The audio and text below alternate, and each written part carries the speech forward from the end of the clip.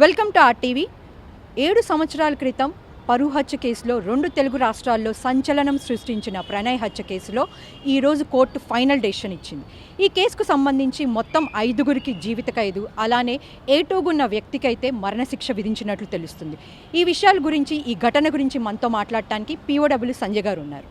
సంజయ్ గారు, ప్రణయ్ హత్య కేసులో ఏదైతే ఉందో 7 సంవత్సరాల క్రితం, ఇప్పుడు నల్గొండ కోర్టు ఇచ్చిన తీర్పుని ప్రజలందరూ హర్షిస్తున్నారు. అసలు ఆ కేసు గురించి కానీ, ఫైనల్ డెసిషన్ గురించి కానీ, ఈ ఘటన గురించి కానీ మీరేం చెప్తారు?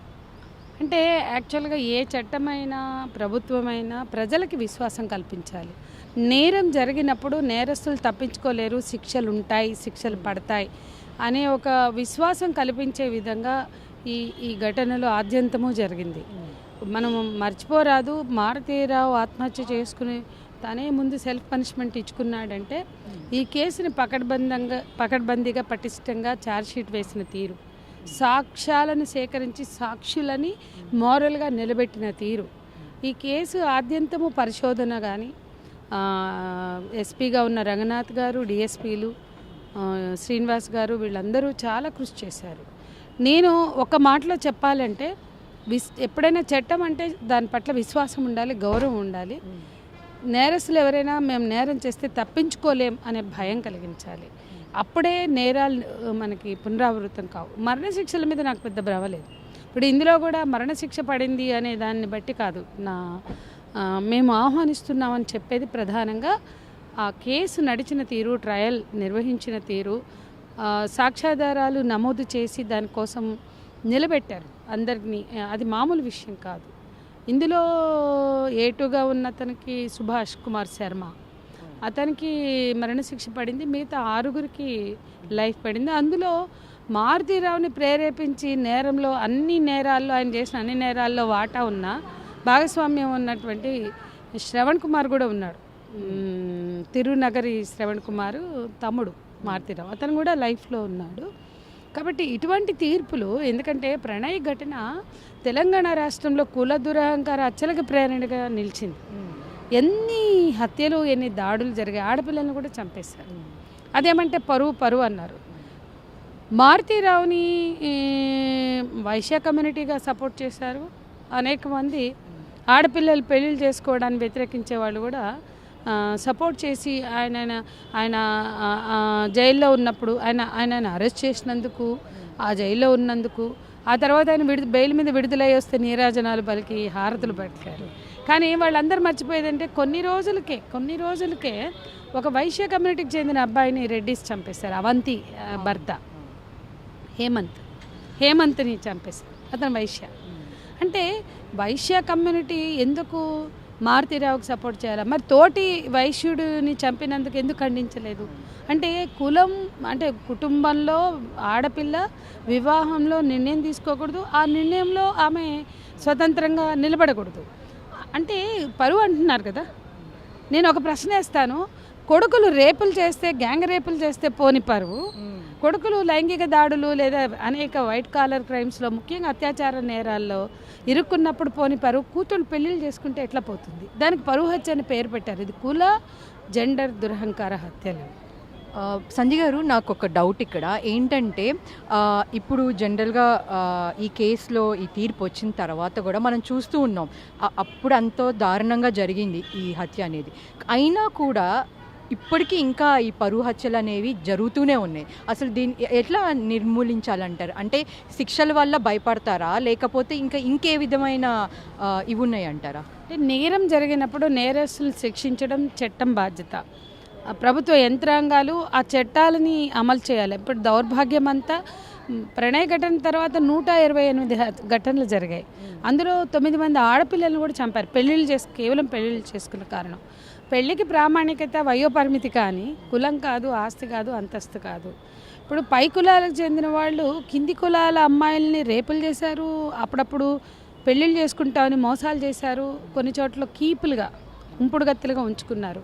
అప్పుడెప్పుడో పోని కులం, అంటే రేపు చేస్తే కూడా కులం పోవాలి కదా, పరువు పోవాలి, కులం పరువు. ఉంచుకుని ఉంపుడు గత్తెలుగా మార్చినప్పుడు కింది కులాల వాళ్ళని అవమానపరంగా అమానవీయంగా వ్యవహరించినప్పుడు పొనిగి పరువు పెళ్లి చేసుకుంటే పోతుందని మాట్లాడుతున్నారు. అందు కూడా ఆడపిల్లలు చేసుకున్నప్పుడు ఖచ్చితంగా ఈ నిర్ణయాలు ఉన్నాయి. అంటే ఈ రకమైన దాడులు అందులో భాగమే 128 ఘటనలు. అంటే ఈ కులంలో ఫస్ట్ కులం, తర్వాత జెండర్, అంటే ఆడపిల్ల నిర్ణయం తీసుకోకూడదు. నేను ఇందాక నుంచి రిపీటెడ్గా లేదు, రోజు ఎప్పటి నుంచో చెప్తున్నాం. నిజంగా కుటుంబాలకు పరువు ఉంటే ఇన్ని రేపు ఘటనలో ఒక్క కొడుకును కూడా ఎందుకు చంపలేదు, పరువు పోయిందని. అంటే వాళ్ళకి పరువు ప్రధానం కాదు. ఆడపిల్ల బయటికి వెళ్ళడం, తన ఇష్టంగా పెళ్లి చేసుకోవడం. ఆడపిల్లకి ఆస్తి హక్కు ఉంది కాబట్టి మగపిల్లాడు పోయి రేప్ చేసినా ఆస్తి పోదు, బట్ పెళ్లి చేసుకున్న ఆస్తి పోదు. కానీ ఆడపిల్ల పెళ్లి చేసుకుంటే వాళ్ళకంటూ ఆస్తి ఉంటే పోతుంది. పెళ్లిలో ఆస్తి పోతుంది, రేపుల్లో ఉంచుకోవడాల్లో పోవు. అంటే మీరు చూడండి, ఎందుకని అబ్బాయిలు పెళ్లి చేసుకున్నా వాళ్ళు అంత దారుణంగా తెగబడి నరకట్లా. ఇది అబ్బాయి పెళ్లి చేసుకుంటే వాడు ఇంకేం చేసినా కూడా భయపడట్లా. కానీ అమ్మాయి చేసుకున్నప్పుడు ఎందుకు రియాక్ట్ అవుతున్నారంటే, ఒకటి కట్టడి దాడుతుంది, కులం దాడుతుంది అనేది అయితే, రెండు ఆస్తి. అందుకని ఇది కుల, వర్గ, జెండర్ 3 ఉన్నాయి ఇందులో. మనం ఆలోచిస్తే అర్థమవుతుంది. దానికి 100 ఉదాహరణలు మేము ఇస్తాం. ఈ హత్యల, కుల దురహంకార హత్యల వెనుక ఒక కులమే లేదు. జెండర్ ఎంత నిజమో వర్గం కూడా అంత నిజం. అదే ఆ కింది కులాల వాళ్ళు బాగా ఐఏఎస్ ఆఫీసర్లు, పలుకుబడి ఉన్నవాళ్ళు, ఇప్పుడు వినోదులు బ్రాహ్మణ అమ్మాయిలు చేసుకున్నారు. అప్పుడు ఆ కుటుంబాల వాళ్ళు వచ్చి ఏం నరకలేదే, వీళ్ళని ఏం ఎంటబడలేదే, అవన్నీ బాగానే జరిగాయి కదా. అట్లాగే మనం చూస్తే అబ్బాయిలు చేసుకున్నప్పుడు పెద్ద ఇష్యూస్ రావట్లేదు, అమ్మాయిలు చేసుకున్నప్పుడు అవి ఇష్యూస్ అవుతున్నాయి. అవి పెంచి పోషించబడుతున్నాయి పరువు హత్యల పేరుతో. ఉత్తరాదిన ప్రారంభమే ఆ జాడ్యం, ఆ దరిద్రం మనకు కూడా తగులుకుంది. ప్రణయ ఘటన ఫలితంగా చాలామంది వారం తిరగకుండానే మాధవిని మనోహరాచారి తండ్రి నరికాడు. ఎందుకు? సందీప్ని నరకపోతుంటే ఆ పిల్ల అడ్డం పోయింది విచక్షణ రహితంగా అమ్మాయిని. ఆ అమ్మాయి ఈ రోజుకి సఫర్ అవుతుంది. అట్లా వరుస వరుస వరుస ఘటనలు. నాగరాజు హత్య ఘటన, ఆశ్రిన్ వాళ్ళ అన్న నాగరాజుని చంపిన రోజు, దాని ముందు భువనగిరిలో రామకృష్ణ అనే అబ్బాయిని, అబ్బాయికి ఒక పాప ఉంది, మళ్ళీ అమ్మాయి ప్రెగ్నెంట్. మళ్ళీ వెంటనే చిన్న పసిబిడ్డ తండ్రి నీరజ్ పన్వార్ని మన బేగం బజార్లో చంపేశారు. ఒక వారంలోనే 3 జరిగింది. ఇటువంటివి వరుసగా భువనగిరి నరేష్ కావచ్చు, మంతెన మధుకర్ కావచ్చు, చెప్పుకుంటూ పోతే నిజామాబాద్ రోజా, జన్నారం, ఆదిలాబాద్లో ఒక అమ్మాయిని ఎలోప్ అయితే తీసుకొచ్చి చంపి పెరట్లో వాతి పెట్టుకున్నారు తల్లిదండ్రులు. ఎస్పీకి అనుమానం వచ్చింది అసలు వీళ్ళు పిల్లని ఏం చేశారు అని. ఆయన అడిగితే ఊరెళ్ళింది అన్నారు. సరే తీసుకురండి అన్నారు. మళ్ళీ అడిగాడు 2-3 సార్లు. తర్వాత ఏ ఊర్లో ఉన్నా మీరు ఇంకా ఎందుకు తీసుకొస్తలేదని గట్టిగా నిలదీస్తే చచ్చిపోయి చంపేశాం. ఎక్కడ ఏం చేశారంటే పెరట్లో పాతి పెట్టామని చెప్పారు. మొన్న ఆంధ్రప్రదేశ్లో కూడా ఒక అమ్మాయిని సొంత తల్లిదండ్రులు చంపారు. మన హైదరాబాద్లో ఎల్బీ నగర్లో కానిస్టేబుల్ అమ్మాయి, లేడీ కానిస్టేబుల్ని సొంత తమ్ముడు చంపాడు. ఎందుకు అంటే నేను అదే చెప్తున్నా, అత్యాచారాల్లో పోని పరువు, అత్యాచారం చట్టరీత్యా నేరం, పోని పరువు పెళ్ళిళ్ళల్లో ప్రేమల్లో ఎందుకు పోతుంది అనే ప్రశ్న వేసుకుంటే ఇది ఖచ్చితమైన దురహంకారం. ఇది మారాలి, ఈ ఆలోచన మారాలి. అంటే పెళ్ళి అనగానే అది సామాజిక ఆమోదం ఉన్న అంశం.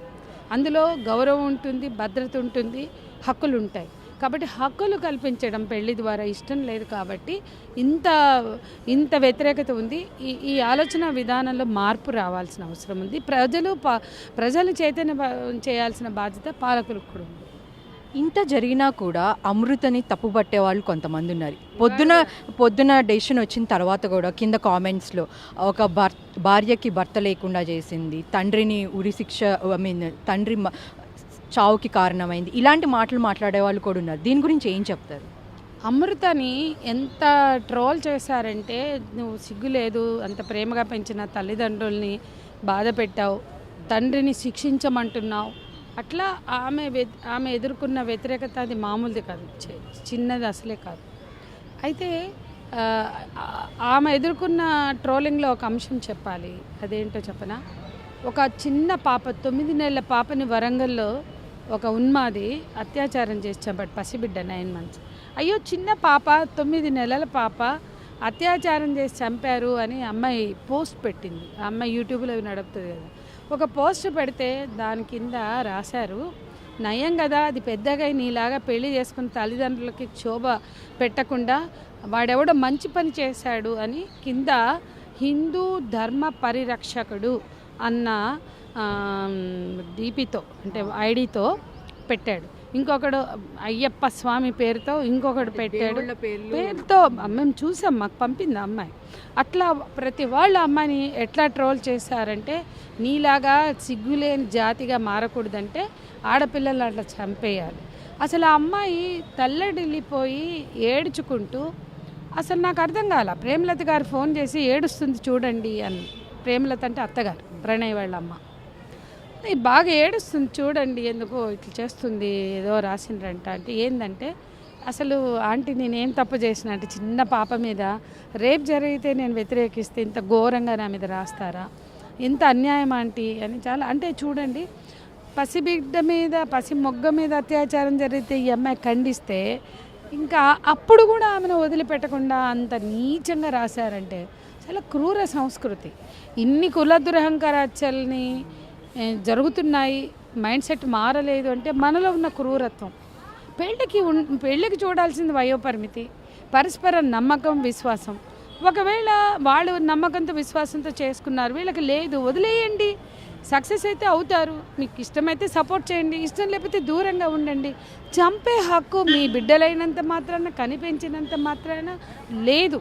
మరి అది మగపిల్లల్ని చంపుకుందాం అని రాని ఆలోచన ఆడపిల్లల్ని, ఆడపిల్లల భర్తల్ని, ఎవరో అమ్మాయి కన్నా బిడ్డల్ని.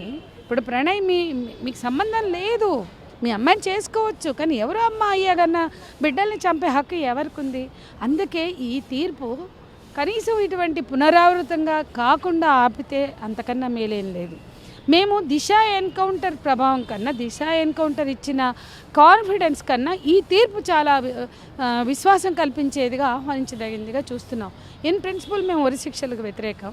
మరణశిక్ష అనే అంశం పక్కకు పెడితే ఎక్స్టెండెడ్ లైఫ్ ఇవ్వండి.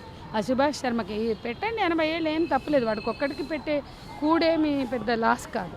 కాబట్టి అతను బతికినంత కాలం ఇటువంటి పిచ్చి పనులు చేస్తే శిక్షలు ఉంటాయి. 100 ఏళ్ళు పెట్టండి, ఏం కాదు. మన రాష్ట్రానికి చెందిన వాళ్ళు, మన దేశానికి చెందిన వాళ్ళు ఎంతోమంది ఇటువంటి నేరాలు చేస్తే టిల్ డెత్ లైఫ్లు అనుభవిస్తున్నారు, వాళ్ళకి పెరోల్ కూడా లేదు. మన రాష్ట్రానికి చెందిన వాళ్ళు కూడా ఉన్నారు, తెలుగు వాళ్ళు కూడా ఉన్నారు. అక్కడ ఈ తీర్పు లేదా ఈ శిక్షలు ఇచ్చినంత భయం మరణశిక్షలు ఇయ్యట్లా. సో మరణశిక్షలు లేని దేశాల్లో నేరం చేయడానికి ఉన్న భయం మరణశిక్షలు జరుగుతున్న చోట లేవు, ఎన్కౌంటర్లు జరుగుతున్న చోట అస్సలు లేవు. ఎందుకంటే ఎన్కౌంటర్లు ఎప్పుడూ బడాబాబులను చేయరు. ఆ పిట్టగాళ్ళని దిశ కేసులో చేసినట్టే బక్క పల్సని పిట్టగాళ్ళని చేస్తారు. కాబట్టి అనామకులు, అర్భకులు, చట్టాన్ని మేనేజ్ చేతగాని వాళ్ళు వాళ్ళే అవుతారు ఎన్కౌంటర్లు, కానీ మామూలు వాళ్ళు ఎవ్వరు కొంచెం మేనేజ్ చేసుకోగలిగే వాళ్ళు ఎవరు. మారుతిరావు చచ్చిపోయింది కూడా అతను మేనేజ్ చేసుకునే అవకాశం కూడా లేని సందర్భంలో మాత్రమే చనిపోయాడు. చంపడానికి నిర్ణయం తీసుకున్న వ్యక్తి ఎందుకు చచ్చిపోతాడు అంటే శిక్ష ఖాయం. కాబట్టి ఆ ఓటమికి సిద్ధం లేదు. ఛార్జ్ షీట్ ఫైల్ అయ్యాక అందరూ ఇచ్చినటువంటి ఎవిడెన్సులు, స్టేట్మెంట్లు చూశాక అతను ఆ నిర్ణయం తీసుకున్నాడు. చనిపోవడాన్ని మనం కోరుకోం, ఎవ్వరూ తండ్రులు అట్లా చనిపోవద్దు. ఈవెన్ మరణశిక్ష వద్దనుకుంటున్నాం. మరణశిక్షలు మనుషులని కక్షలు, ద్వేషాల్లోకి తీసుకెళ్తాయి. మరణాలని కోరుకోవాల్సిన అవసరం లేదు. మనుషులు హాయిగా బతకాలి, శాంతితో బతకాలి, పీస్ఫుల్గా ఉండాలి. పీస్ఫుల్ ఫ్యామిలీస్ ఎవరమైనా కోరుకునేది. ఆ పీస్ వెతుక్కునే క్రమంలో ఈ మరణ శిక్షలు, ఎన్కౌంటర్లు ఏం దోహదపడవు. అది అర్థం చేసుకోవాలి. బట్ అదే సమయంలో ఈ నేరాలకి ఎవరూ తెగబడదు. మొన్న భార్గవది చూసాం కదా, ఆ నాయనమ్మ ఏషయ్య అన్నది పరువు పేరుతో. ఆ నాయనమ్మకు ఉన్నటువంటి శక్తి సామర్థ్యాలు ఏంటి అంటే కులం, బీసీలు. వాళ్ళు ఒక ఎస్సీ అబ్బాయిని చేసుకుంది, వీళ్ళ భార్గవి గోడను ఏడుస్తుంది, నా బంటిని తెచ్చి ఇవ్వండి అని. కాబట్టి ప్రణయ్ అయినా బంటి అయినా, బాలస్వామి, ప్రేమలతలు తమ కొడుకు కోసం ఎంత ఆరాటపడ్డారు, ఎంత బాగా పెంచుకున్నారు. వాళ్ళు ప్రణయ్ని పెంచుకున్నడమే కాదు, అమృతకి ఇచ్చిన సపోర్టు, ఇవన్నీ కూడా ఈరోజు ఈ విజయం వెనుక అంశాలుగా మనం చూడాలి. మనం ఒక్కొక్కసారి చూస్తూ ఉంటాం, కింద కోర్టులో వేసే శిక్షల్ని పై కోర్టుకి వెళ్ళినాక సాక్ష్యాలు తారుమారు చేసేసి మేనేజ్ చేస్తూ ఉంటారు. మరి ఈ కేసులో కూడా అలా జరిగే అవకాశాలు ఏమైనా ఉన్నాయంటారా? వెళ్తారు నేరస్తులు, డబ్బు వెదజల్లి ఏదైనా చేయొచ్చు, లాయర్లను పెట్టుకుని అంటారు. కానీ సుప్రీంకోర్టుకి వెళ్ళినా ఇందులో శిక్షలు అనివార్యం. ఎందుకంటే ఎప్పుడైనా ఏ కేసుకైనా అందుకే ఇది అనేక విధాలుగా కేసు ఆదర్శవంతం కావాలని నేను చెప్తున్నా. ఎప్పుడైనా నేరం జరిగినప్పుడు ఇటువంటి హీనియస్ క్రైమ్స్ ఇవి చాలా దుర్మార్గమైనటువంటి క్రూరమైనటువంటి నేరాలు ఇలాంటివి జరిగినప్పుడు పకడ్బందీగా ఛార్జ్షీట్ వేయాలి పటిష్టంగా. సుప్రీంకోర్టుకు వెళ్ళినా శిక్ష పడడం ఖాయం. కాబట్టి సాక్షులు గట్టిగా మొన్న సాక్షులందరూ కోర్టులో ఎవిడెన్స్ ఇచ్చారు. ఆ రోజు మేము తెలుసుకుంటే ఏదైతే నమోదు చేశారో అవే వాళ్ళందరూ నిలబడ్డారు. అంటే వాళ్ళకి ఆ మోరల్ సపోర్ట్ కూడా ఇచ్చారు. రంగనాథ్ గారు, శ్రీనివాస్ గారు లాంటి వాళ్ళు నిలబెట్టారు. ఇవాళ హైడ్రాకు ఉన్నటువంటి ఈ టీము, రంగనాథ్ గారి టీము దాంట్లో చాలా అద్భుతమైన వర్క్ చేశారు. మేమేమంటున్నామంటే ఇది అన్ని విధాలు ఆహ్వానించదగిందని ఎందుకు అంటున్నామంటే ఏ కోర్టుకు వెళ్ళినా ఏ విధంగా చూసినా నేరస్తులను రక్షిద్దామని పూనుకున్నా కూడా రక్షించడానికి వీలు లేకుండా కేసు పకడ్బందీగా ఫైల్ చేశారు. అదే ఆయేషాకు వస్తే ఆయేషా హంతకుడు సత్యం బాబు కాదని తల్లి శంషాద్ బేగం ఘోషించింది. అది నమ్మి మేము కొన్ని వాస్తవాలు తెలుసుకుని నేను ప్రొఫెసర్ రమా మెల్కోటే అట్లాగే సజయ్ మేము ముగ్గురం అడ్వకేట్ వసుధ నాగరాజు గారి కోర్టులో సత్యం బాబు నిర్దోషి అని వేశారు. అది తీర్పు వెలువడింది. 800 పేజీల జడ్జిమెంట్ వచ్చింది సత్యం బాబు నిర్దోషి అని. మరి ఈ రోజుకి మళ్ళీ ఇంకోటి వేశాం.